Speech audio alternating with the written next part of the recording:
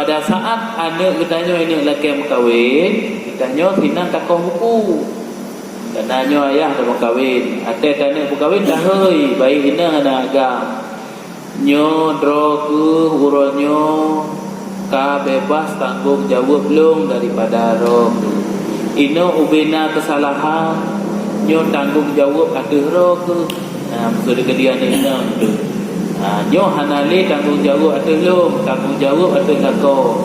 Lu berdoa ba Allah, doa ku baik mendapat fitnah dunia dan fitnah akhirat, dan lu pun baik mendapat fitnah dunia dengan akhirat, baik dengan sebab lu dan baik sebab doa ku, dan baik gara-gara lu merepok fitnah, dan baik gara-gara lu merepok fitnah ke lu.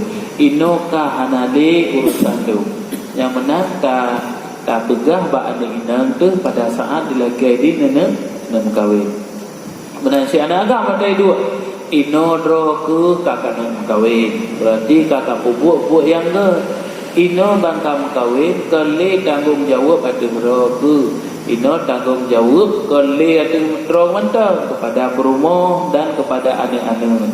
Dan nyo hanali bertanggung jawab terhadap lu. Ino menjadi ketika pupuk dosa-dosa gero ke, menjadi merempok pahala gero ke. Dan lu laki doa ba Allah, baik gara-gara roh ke dia fitnah lu, baik gara-gara lu dia fitnah roh.